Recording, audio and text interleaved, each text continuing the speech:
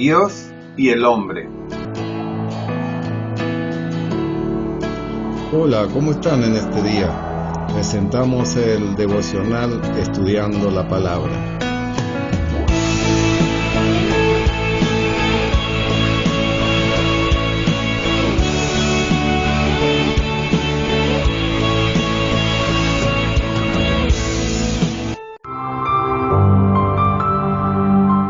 Gracia y paz te sean multiplicados en el conocimiento de Dios y del Señor Jesucristo. 1 Pedro 1:2. Agradezco a Dios por tu vida y tu paciencia ante las irregularidades en la continuidad de los devocionales diarios. Te solicito oración a mi favor. Dios te bendiga y prospere en todas las cosas. Comparto esta palabra creyendo que será de bendición para ti y para todos los que están contigo. Iglesia de Jesucristo. El autor de un himno cristiano escribió palabras notables: ni un templo, ni un edificio dorado, ni un círculo de amigos elegido. La Iglesia de Cristo es una congregación de personas redimidas por la cruz. Cualquier templo y cualquier edificio dorado es simplemente un lugar de adoración a Dios, un lugar de culto. Así puede resultar simplemente un pasto para alguien con un enebro, como en el caso de Moisés cuando pastoreaba las ovejas de su suegro Jetro. La Iglesia son almas vivientes, llamadas por el Señor de cada nación, tribu y lengua, salvadas y adoptadas por Él. Este es un organismo vivo en el que tienen lugar ciertos procesos de vidas y leyes inherentes a un organismo vivo. Para una correcta comprensión de la Iglesia, sus funciones internas y externas, su finalidad, consideremos algunas definiciones que encontramos en las Sagradas Escrituras. Primero, la Iglesia pertenece al Señor y Él es la cabeza de la Iglesia. Jesucristo dijo: crearé mi Iglesia y las puertas del infierno no prevalecerán contra ella.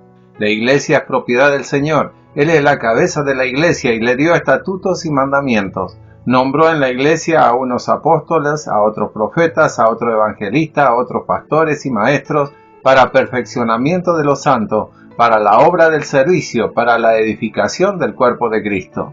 El fundamento para la construcción de la Iglesia está puesto, es Jesucristo, y nadie puede poner otro, escribe el apóstol Pablo.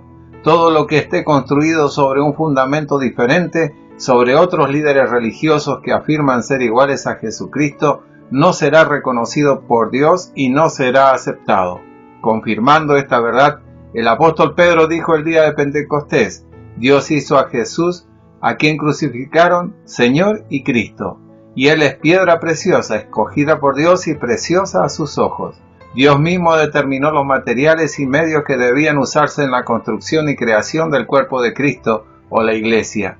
Teniendo todo esto en cuenta, los ministros están obligados a conocer exactamente la voluntad de Dios y cumplirla sin dudas. Como Noé, estamos obligados a hacer todo lo que Dios manda. No tenemos derecho a establecer en la Iglesia lo que no está determinado o prohibido por Dios. Tampoco tenemos derecho, como dicen las palabras de Santiago, que harán difícil volverse a Dios desde los gentiles con diversas adicciones a las Escrituras, como fue el caso de los judíos, regla por regla. Segundo, la Iglesia es columna y baluarte de la verdad. ¿De qué verdad estamos hablando?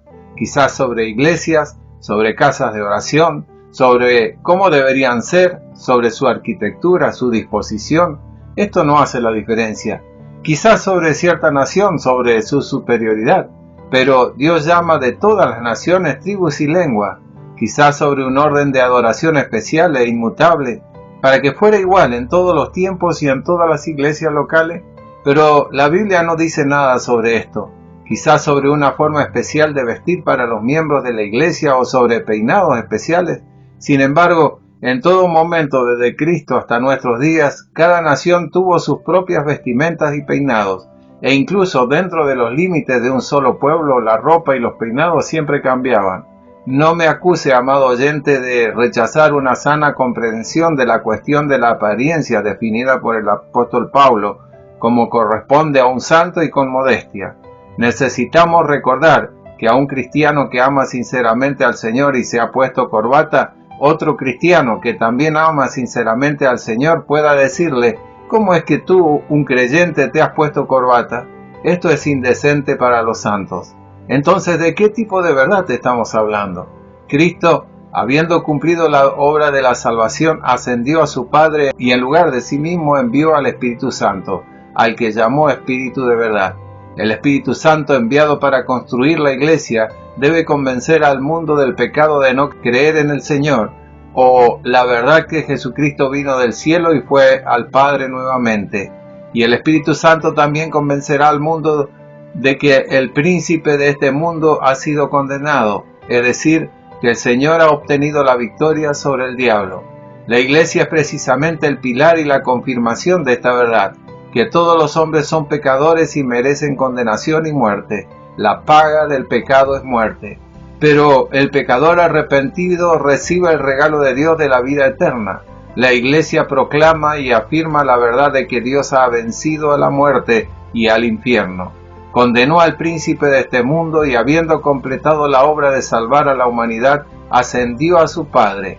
Esta verdad es un misterio indiscutiblemente grande de piedad. Dios apareció en carne, se justificó en el Espíritu, se reveló a los ángeles, fue predicado entre las naciones, recibido por la fe en paz y ascendió en gloria. En este único versículo se forma toda la esencia de la fe cristiana basada en la verdad de Dios. Y por supuesto, en estas definiciones, la Iglesia de Jesucristo es columna y confirmación de la verdad. Y el tercer punto importante son las relaciones internas de los miembros de la Iglesia.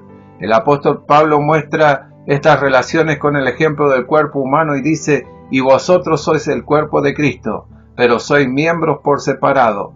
Veamos qué maravilloso cuadro nos pinta el apóstol Pablo de la relación y preocupación de un amigo por otro.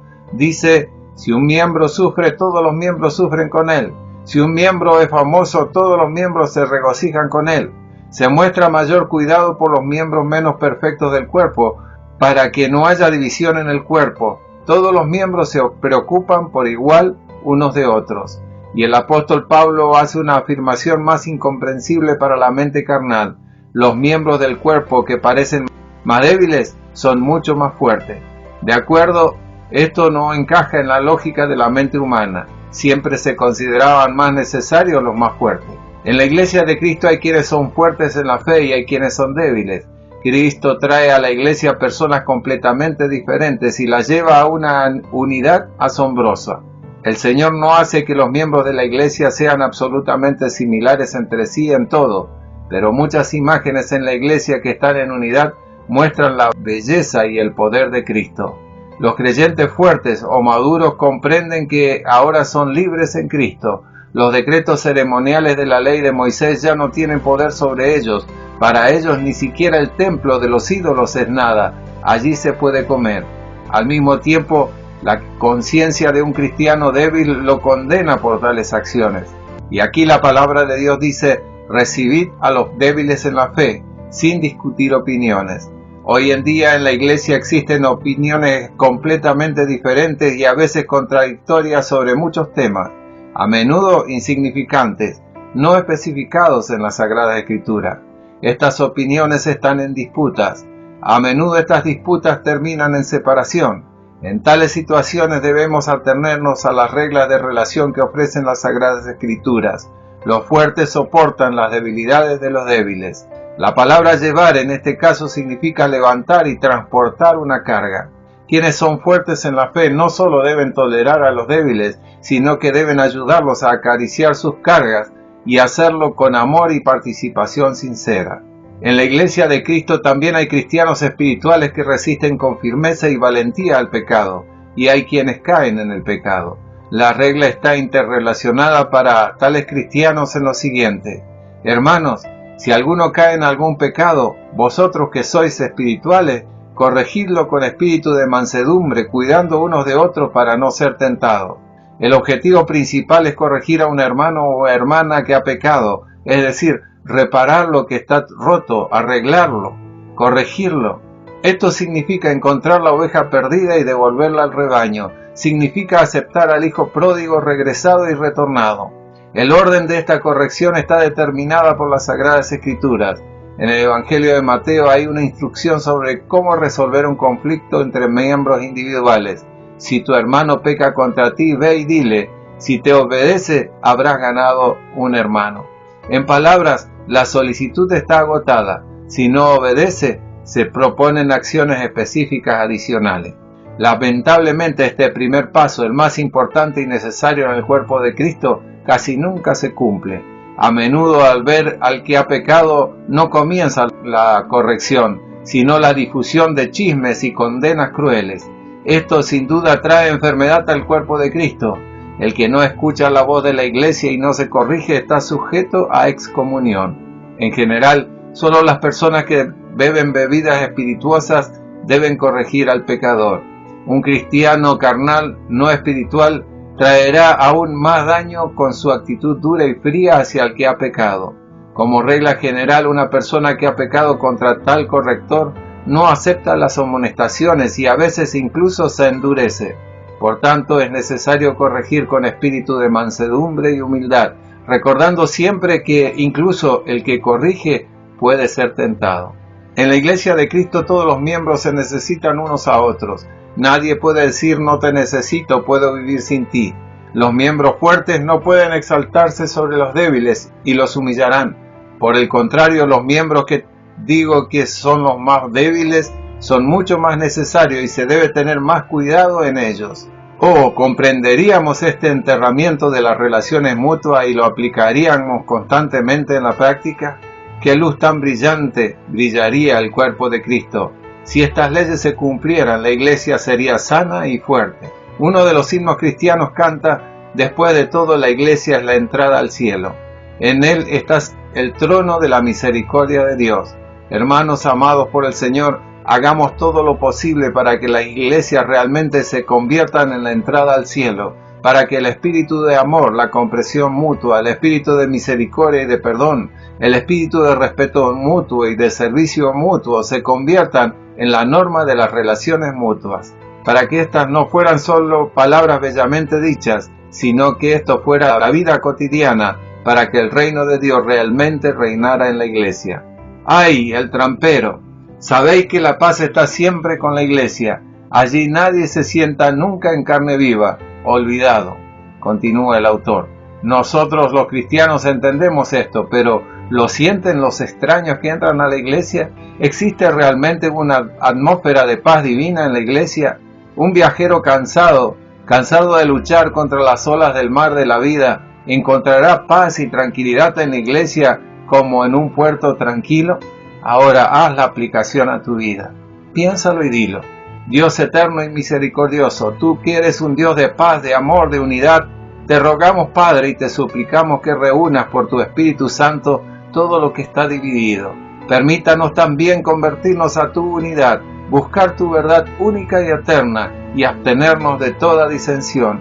Entonces tendremos un solo corazón, una sola voluntad, una sola ciencia, un solo espíritu, una sola razón. Incompletamente vueltos a Jesucristo nuestro Señor, nosotros podremos, Padre, alabarte con una sola boca y darte gracias por nuestro Señor Jesucristo en el Espíritu Santo. Amén. Si esta palabra te ha sido de bendición, compártela con tus contactos.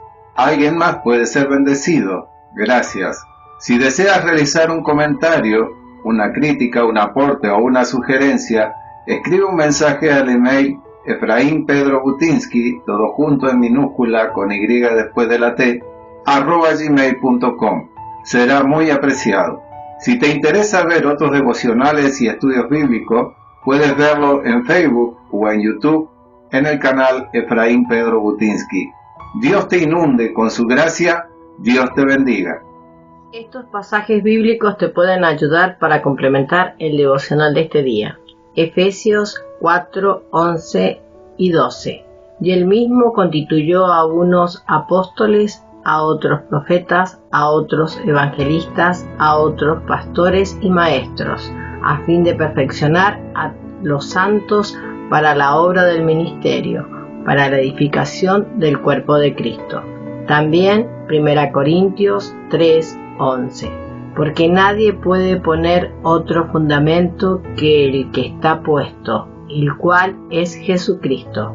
De igual modo, Hechos 2:36. Sepa, pues, ciertísimamente toda la casa de Israel que a este Jesús, a quien vosotros crucificasteis, Dios le ha hecho Señor y Cristo. Sumando 1 de Pedro 2:6. Por lo cual también contiene la Escritura: He aquí pongo en Sión la principal piedra del ángulo, escogida, preciosa, y el que creyere en él no será avergonzado.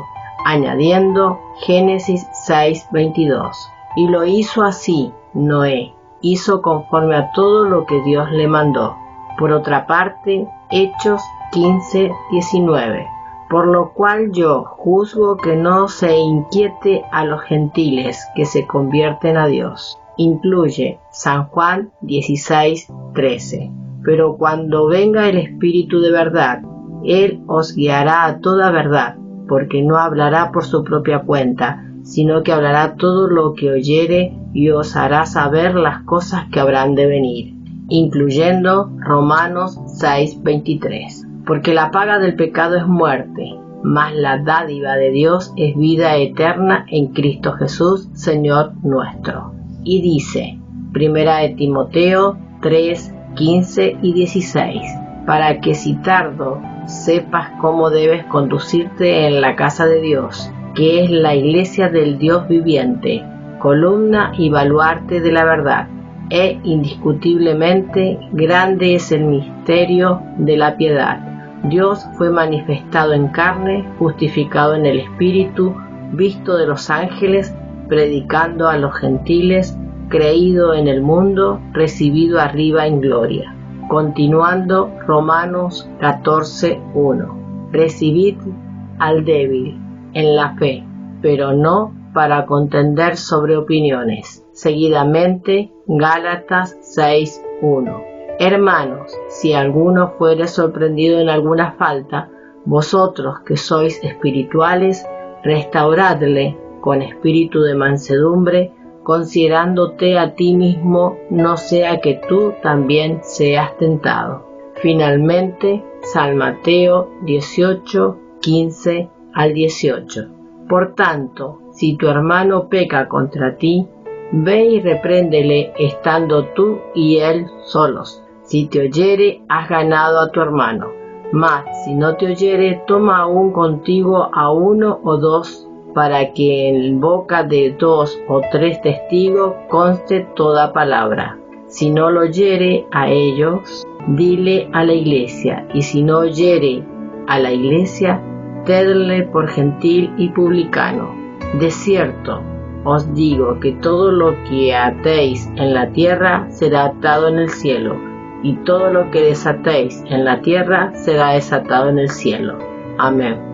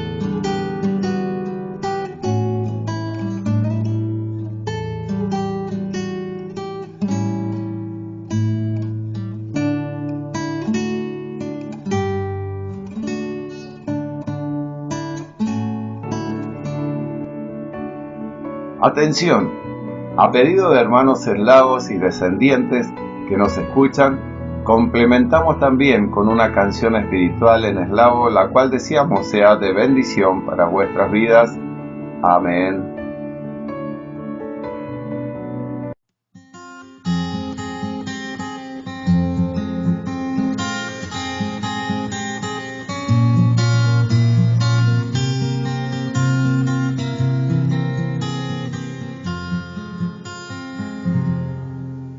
Мы каждый день встречаемся вновь с прекрасным словом, словом любовь.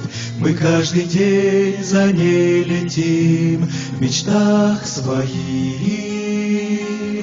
но настоящей любви, увы, мы в этом мире не нашли.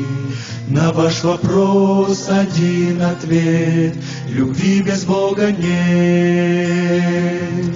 Любовь Христа верна и чиста, она и ласкова, и нежна. Она объемлет всех людей и покорит силой своей. Держитесь этой вы любви, она вас к небу приведет, где Иисус спасенных ждет.